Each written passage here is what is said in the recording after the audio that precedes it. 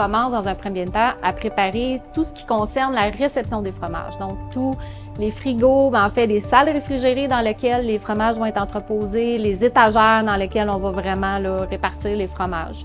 Dans un deuxième temps, on s'assure de rassembler tout le matériel qui va être utilisé pour la préparation des fromages, pour s'assurer d'une bonne découpe. On fait affiler les couteaux. On nettoie aussi la cuisine dans laquelle on va travailler. On s'assure aussi de former le personnel qui va être impliqué dans cette journée-là.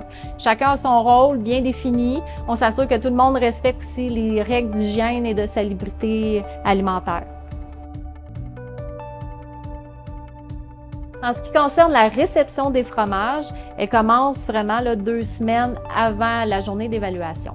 Donc, les technologues qui réceptionnent les fromages s'assurent que les fromages arrivent à la bonne température, que les blocs réfrigérés qui sont dedans sont en bonne condition, les fromages sont en bonne condition, qu'on a la bonne quantité de fromage pour le concours, qu'il n'y a pas là, de défaut là, au niveau de l'emballage à leur arrivée. On leur attribue aussi un numéro aléatoire à 3 chiffres. Ça sert à anonymiser le fromage. Vu que comme les juges ne connaissent pas les fromages qu'ils vont déguster, faut les reconnaître. Puis la façon de les reconnaître, c'est on a un numéro à 3 chiffres pour les identifier. En ce qui concerne les fromages frais du jour, ceux-ci arrivent vraiment la veille du concours. Puis on leur laisse là, jusqu'à 11 heures la journée de l'évaluation pour arriver.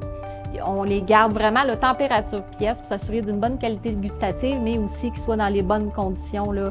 Ils ont été fabriqués dans les 24 heures, donc les juges peuvent les déguster de façon sécuritaire.